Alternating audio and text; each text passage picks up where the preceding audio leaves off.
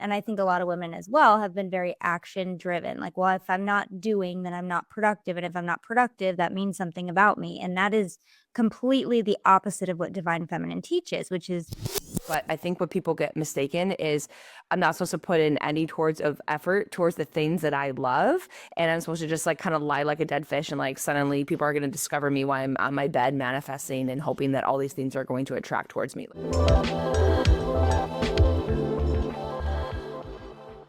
Hello, hello. Hi, vibing it, homies. Welcome back to another epic episode of one of your favorite podcasts, Hi Vibing It. As always, we are here to help you raise your vibration, live your best life, feel good, and just really optimize like all areas of life. If you're new to the show, welcome. My name is Kelsey Aida. I'm one of the co-hosts. I'm a best-selling author, manifestation, and self-love teacher. And I'm here with my best friend, Lindsay Robinson, my co-host, my lovely star. She is a hypnotherapist extraordinaire, helping you get your subconscious mind right. And our new friend, Angelica Neri, here to speak on some very fun topics. I'm not going to give it away yet, but I will tell you that she guides women to become successful healers. She is also the host of another amazing podcast, the Divine Feminine Healers podcast, which I highly recommend y'all check out. She does help certify people in Reiki. We might be diving into that today. And she's just all around a goddess. So we're excited to have her on and talk to her today. Oh my gosh, what a beautiful intro. Thank you so much. I'm so excited. She gives the best intros. She really does. I just wing it. I just speak from the heart. Angelica, we're so happy to have you here today. Very excited to talk to you about all the things. But before we dive into too much, just give us a little bit about who you are and how you got into this work and what you love doing most to help divine feminine women rise up, I guess. Yeah, I got in this world professionally through yoga. I've always been a very connected to my body and physically because I grew up as a dancer and loved yoga so much because I really understood the reason why I love dancing so much is that emotional and mental piece, and yoga like connected it in a very literal way because I went through teacher training and went through the whole thing. And then along the way, like most healers, which I find has this common thread, I had physical imbalances show up in my body. So the quest to heal my body turned out to be the quest to becoming a healer. And the modalities that I really was drawn to was ancient sciences that have been around for a very long time. So Ayurveda was one of the first modalities I got trained in as an Ayurvedic practitioner for a few years. And then I got into more of the esoterics. So as I was healing a lot of my physical imbalances, and Ayurveda did wonders for my digestion, I still wasn't getting my period back and my hormones were out of balance. And, I was doing all the herbs, lifestyle practices, everything you could do physically. So I was like so confused why I still wasn't healed. And after my second Reiki 2 attunement, I woke up the next day and I had my period after not getting it for 3 years. And it was just so wild to me. I was like, it was the first time kind of having one of those mystical experiences that you couldn't really put your finger on it.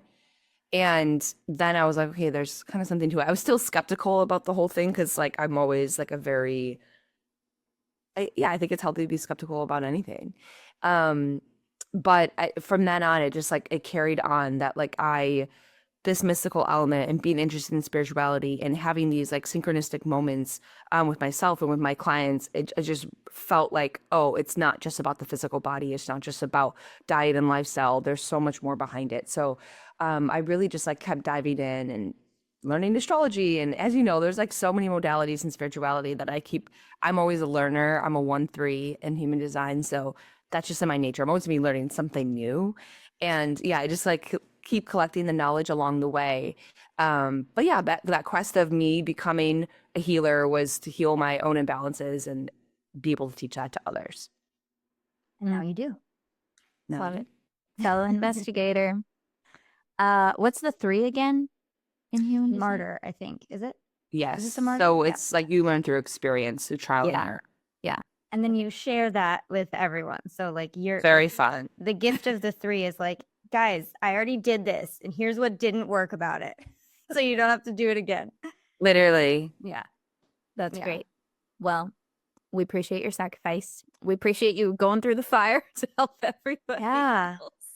Yeah, and it is interesting. Like, I love that kind of evidence where, a lot of people should be, I agree, skeptical about anything they try that's new and that they don't really know a lot about and, studying it and all that. But to have evidence like that, it's pretty tangible. It's not just like, oh, I woke up one morning and I felt amazing. It's like, nope, this physical thing that has been bothering me for years and years is now healed or fixed or at least better than it was. And that's something you can see, you can feel, you can touch, you can actually, witness that happening, which is, I just love evidence like that because that's the kind of evidence I need when I'm doing something like that. Totally. And honestly, like sometimes I don't like saying that story because it doesn't happen like that. Like it was like a Right. storybook because then I did start to get my period regularly after that. And so it's not just ever one thing though. I think like in our minds, we always just like want to put it in a box and that story sounds pretty linear, but like it was a culmination of all those things like kind of coming to an apex. But that was definitely like the missing thread to me of like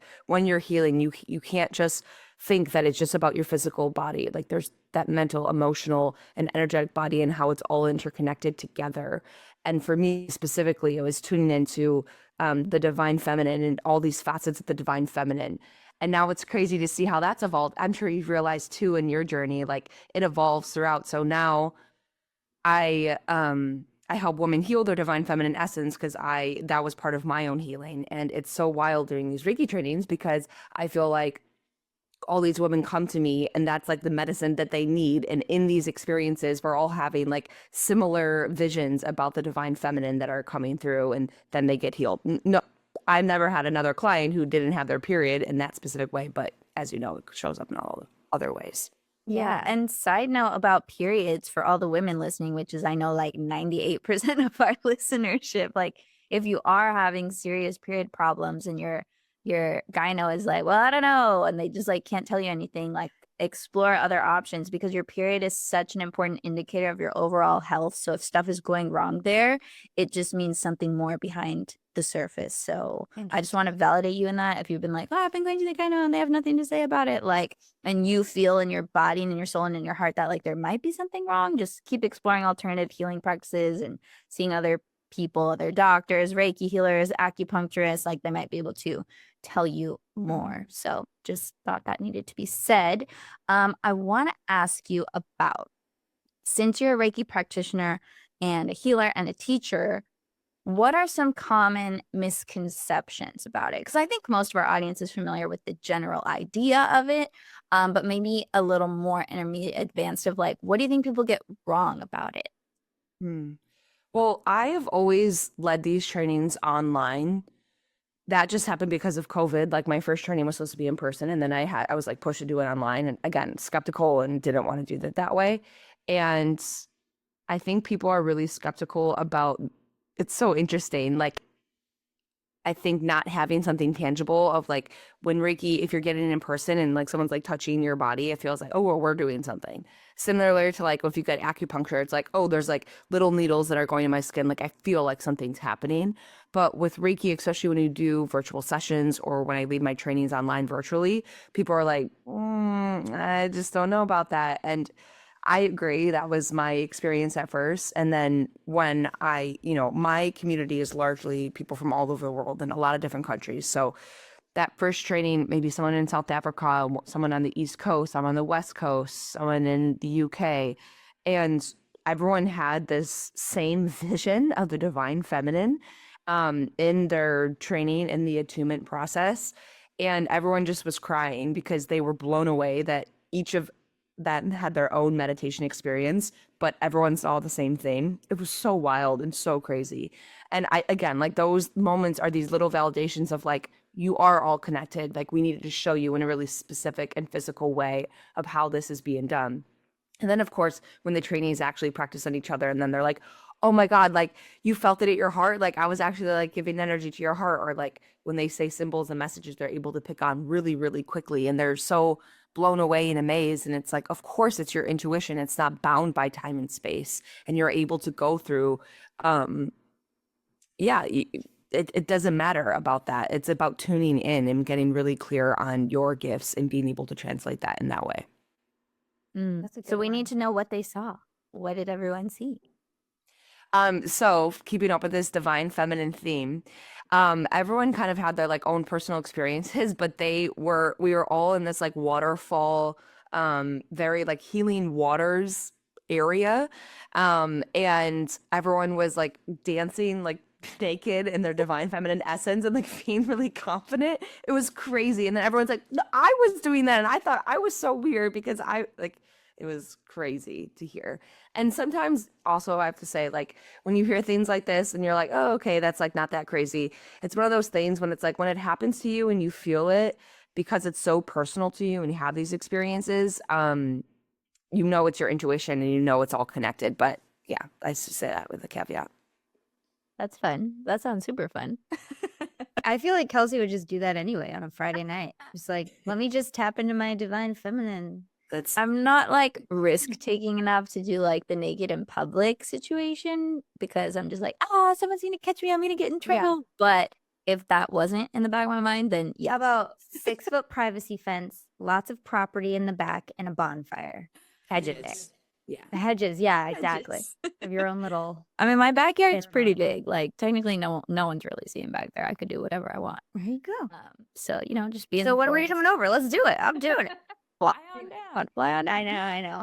This is a good topic, though. I like how more and more women are not only learning about the divine feminine, but feeling like they can step into it. I'm just going to speak for myself when I say for me, when I first learned about this concept was, I think, around 2020 when it really kind of blew up. Maybe I'm wrong about the date, but it felt like a lot shifted in that time frame of like everybody going inward and COVID happening and you can't really leave. So you have to like look at your stuff. And one of the biggest things for me was like, I'm an Aries, first of all, very fiery.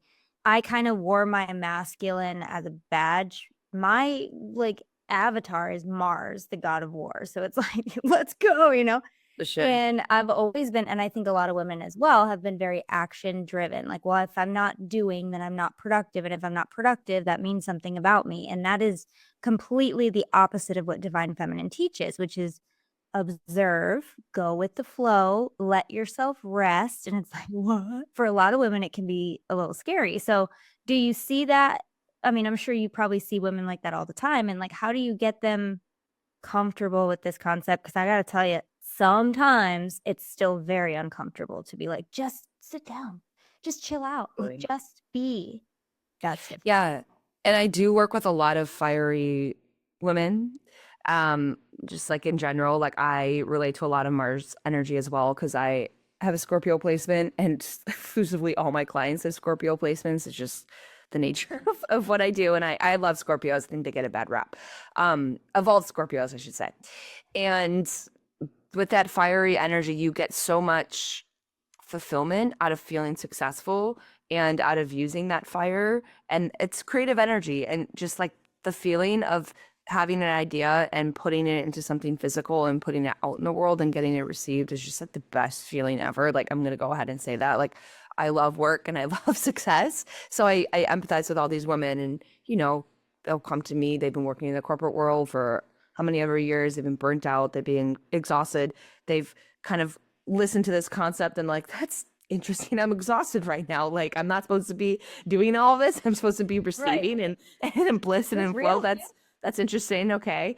And then it's like, they go on the other side of it and they're like, I don't want to do anything. Like, I'm just going to take 6 months off and travel. And some people are like, they take years off. And, if they have the luxury of doing that, that's like amazing. But then they get scared to get putting any effort again towards the thing that they really want to do. It's really just about, I think, alignment of what your heart's purpose is, that moment where you're burnt out and exhausted because you've been putting your energy towards something that's not giving you the fulfillment back. And so they have to align back with what their intuition is telling them, which is an aspect of the divine feminine of being like, no, this is where your heart really is. These are where your gifts really lie. And you're supposed to be over here. So it's just bringing you in that direction. But I think what people get mistaken is I'm not supposed to put in any effort towards the things that I love. And I'm supposed to just like kind of lie like a dead fish. And like suddenly people are going to discover me while I'm on my bed manifesting and hoping that all these things are going to attract towards me. Like I certainly wish it could be. And I'm not going to I probably did that at some point in my life too, and like hope that it would happen.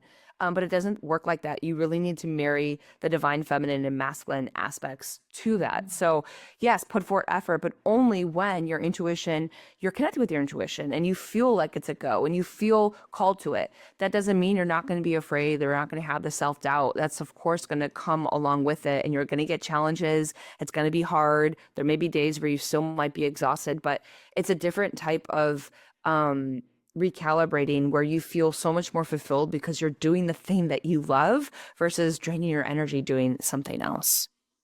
I really like what you said about you're putting so much energy.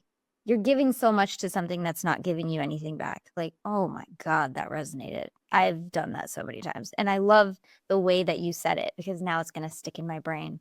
And every time I start something, I'll be like, is this going to give me back what I'm giving it? If not, like, what am I doing? And I think that's a very important way to measure whether something's going to be, worth that energy. Definitely. I feel like boundaries is like the ever ending lesson for healers because you're extra sensitive to energy. So you have to be so clear and specific about what you do with it. Like, that's why I think the word dharma is a beautiful word because it means life purpose. And I think that obviously it came with a lot of baggage in the sense of people now are stressed that they're not doing their life's purpose and it's not their maybe full-time job or their full thing and all those things. But living a dharmic life is beautiful. It's really just living a life of intention from the time that you wake up to the time you go to bed. Where are you specifically directing your energy and how is that like culminating to this whole thing that you are trying to create into your life? So it could just be the way that you make tea. It could be your morning rituals. It could be the way that you go on a walk. It's just the intention behind everything. And boundaries are so important because if you give away your energy and you become more porous, then you're not going to be able to receive it in return. And then that gets more exhausted. So it's getting really clear on what you want and you need, and then being able to put it in those specific places. Dang, becoming more porous. That's another one. That's a good one. She's speaking all the words that really like are said in just the right way that it's like assimilating with my being. And I know that it's hitting a lot of people that are listening to. Definitely. Yeah, I was going to say porous is an interesting choice of word because I was writing about in my new book, boundaries when it comes to manifestation, right? And if you don't have good boundaries and you're trying to create a certain result, you're almost like one of those above ground pools with like holes in it, like each broken boundary or like where you're bending over backwards or you're not saying no where you mean to, or you're just not enforcing the boundaries, like a little hole in your pool and you're like trying to fill it with all this abundance and these blessings and these manifestations, but it's just leaking. It's just leaking and you can never get it full, right? So you have to go around, you have to patch the boundaries. Maybe we're going to like throw out the above ground pool and like build one in the earth. And I just love that you use the word porous. Love it. Very good. Amazing. Genius. Brilliant. Here for it. What other words you got? Let's go. Also, thank you for touching on the purpose piece because people do get so stressed out about that. And it's like, you can't really, from one perspective, you can't not be in your purpose because like your purpose was to come here and like have a human experience. So you're doing that no matter what you're doing for work or your career, right? So from one perspective, like you can't get it wrong there. And then also like your purpose, yes, some of us have purposes more tied to career, but some don't, maybe your purpose is to be a mom or a dog mom or to really be supportive to your spouse or to help your parents when they get old. Like you never know what it could be. It doesn't have to be work related. So I'm glad that we're just giving permission for people to take the pressure off. And if you do feel a higher calling that you would call your purpose, aligning to that one day at a time. You don't have to be like, oh my God, I'm not in my purpose 24/7 all the time. I'm a loser. Like, no, it's okay. I'm not in my purpose 24/7 and I know that I'm doing what I'm supposed to be doing. And I also think it's important to give yourself permission to change your direction at any point in your life. I think a lot of times, gosh, I know some of us can relate to knowing someone or being someone who went to a university, got a degree and was like, I have to do something in that field now because I'm in debt because of it. Even if it doesn't feel right to you. And that's one of the bravest things I think we can do for ourselves is make choices that are not easy, but we know that they are for our highest good. And if it's not for your highest good, and having that courage to be like, maybe I should do something else. Maybe I should arrange flowers. I really want to do that. give yourself permission to at least explore. Maybe that's going to be something you do on the side, or, it doesn't have to be one thing because you said so 10 years ago, very, Definitely.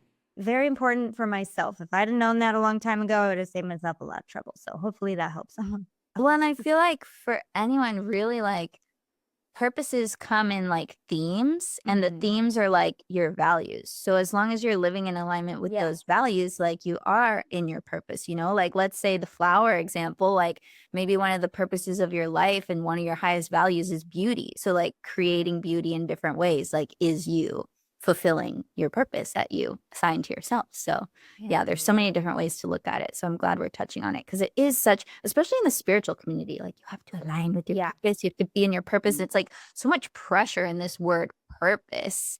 And then you just feel like you're doing it wrong. And it's like, no, that just means living in alignment with like what resonates with your soul, and something that nourishes you back. I think what we Totally. touched on earlier is so important, because then it's sustainable at that point. Definitely. There's this Vedic philosophy principle that says the only thing that could be true is if you validate it through your direct experience.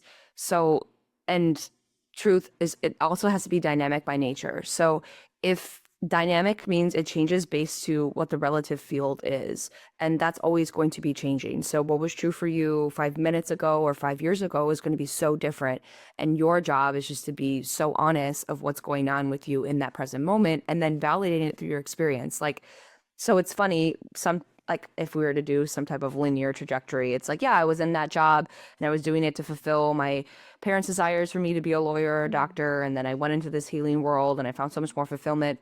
And then, like my experience, I went into Ayurveda, I learned this science, and I was just so loved it, involved in it, wanted to revere it, that I followed it so rigidly into a T, into a system, that it almost became rule based, where it was just like, I'm following just what this book is telling me and doing it by a rule. And I had this like crazy morning routine and all these Ayurvedic rituals. Like, I was doing it all, right? But I was unhappy and I wasn't healing. And it was like I was disconnected from my intuition.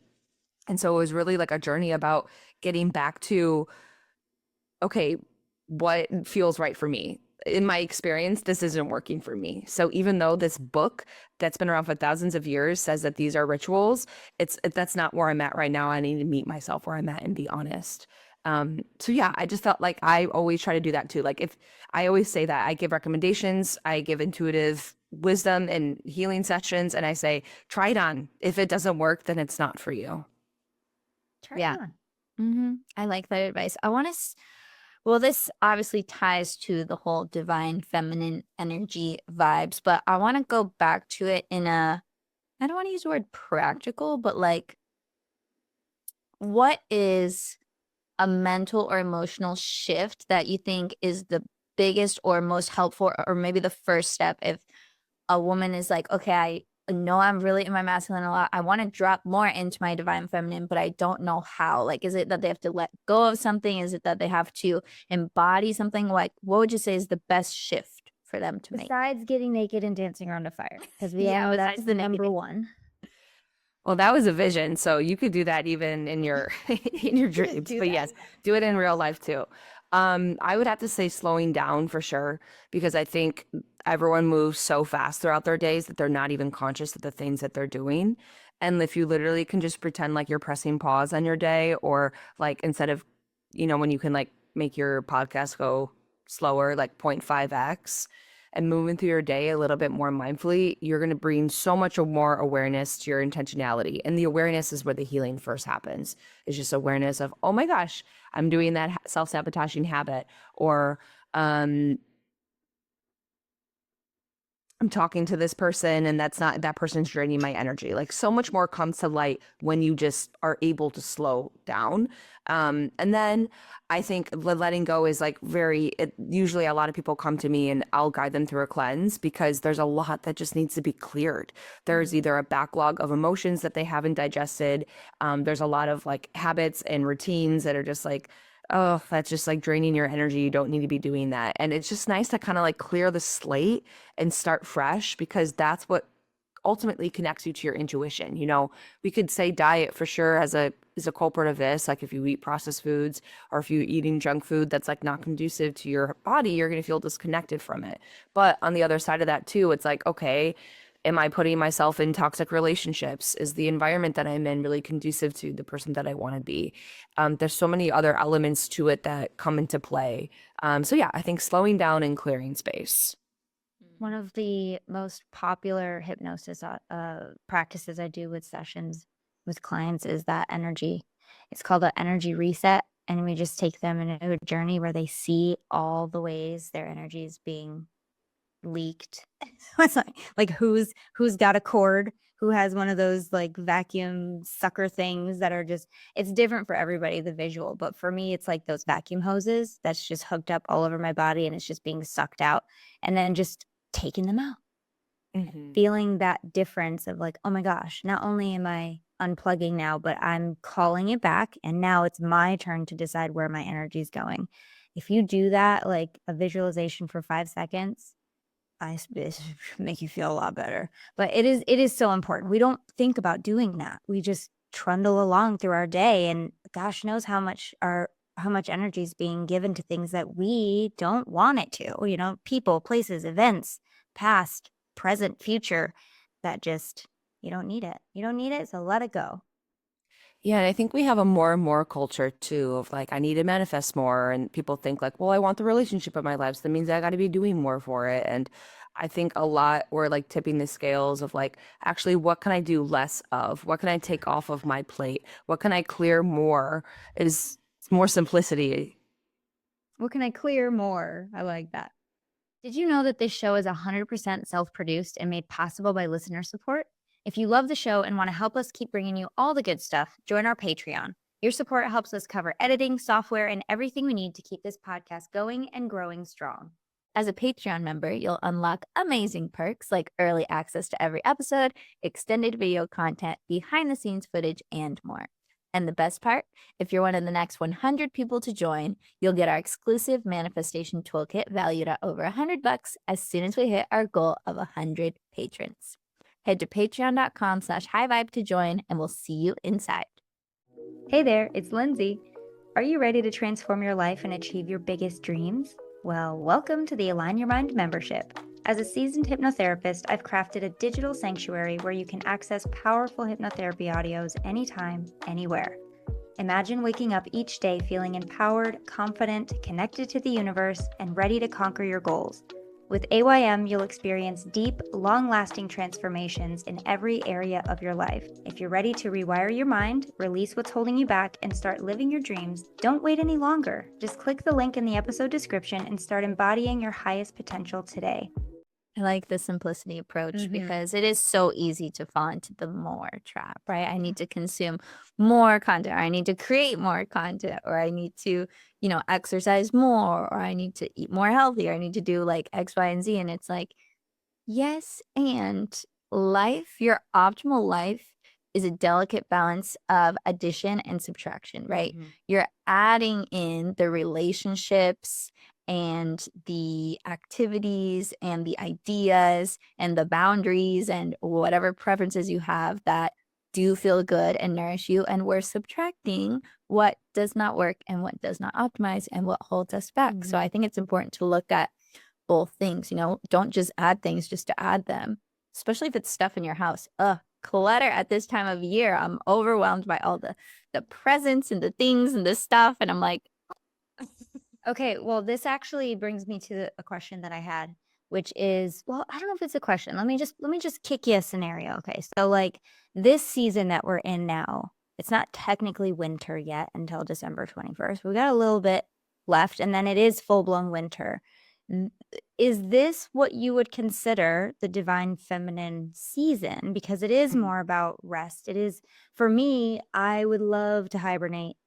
I really would. And that's what in every season, that every winter, every fall that comes, I'm like, I just have this urge to wrap in a blanket, read a book, drink some tea, sit by the fire, and just be. And I know that we as beings of nature are designed to feel that way to some extent because everything else in nature is doing that. So of course we would have that urge. But would you say like right now would be a good time to start with the divine feminine? I know people have to work, but like to some extent. Yeah, it is an interesting time. I feel like because you do go inward, you have more time for rest. You're trying to clear more space from your calendar, more time for the holidays, receiving gifts. Like all these aspects are very divine feminine. But if you think about it, there's so many aspects of the feminine. Like I have like a goddess deck behind me, and there's like, I don't know, 50 goddesses in there, and they represent all these different aspects. So I could go through all the seasons, and there's a different goddess that represents each of the seasons, like springtime Cordelia, and it's about getting outside and fresh energy and new beginnings and fertility. And then the summertime Pele, passion and like creativity and like putting things into art and like putting your creative desires to work and all that type of stuff. So yeah, in the wintertime though, what divine feminine aspects you can focus on is definitely resting more. I mean, it's darker more. So when the sun goes down, rising with the sun, Ayurveda, which is one of the most ancient holistic sciences in the world, is very much about living with the rhythms of nature. So as the time changes, then you can adjust your sleeping schedule to wake up and rise with the sun and then try to wind down with the sun as an example. Other practices that I really encourage because I work with a lot of entrepreneurs of like, okay, like how can you build out your year so that you can have these extra weeks to like really chill, to really not do anything as a true reset. I don't want to create right now. And I feel like we shouldn't have to. And it's a time for self-reflection. And I think that's the most important part of the pause that people forget. Pause, yes, for us, for not doing anything and just, being able to receive and pleasure. But I also think this pause is for reflection and being able to reflect on, for entrepreneurs on your year ahead, what worked, what didn't. How can you digest the grief of what didn't? How can you move forward? And because you want to move forward in a clearer way, you don't want to take 2024 necessarily that baggage with you. You want to take the nuggets with you and redirect the energy in a clearer and a different way. Otherwise, you're just going to be doing the same challenge again, the same journey again over and over. So yeah, I love the reflection piece to this time of year as well. Juicy, juicy stuff, guys. Sorry to say it, Linz. No, you hate it, but it's juicy. Do you think of like bodily fluids when people say juicy? I really do. Yeah. I think of like vibes. When I think juicy, I think of like nourishing, saucy vibes that are like giving me life. Like juice, like green juice. I fucking love green juice and it gives me life. Just like juicy vibes, I think of the sweatpants with the word juicy on the butt cheeks. Also, those are good.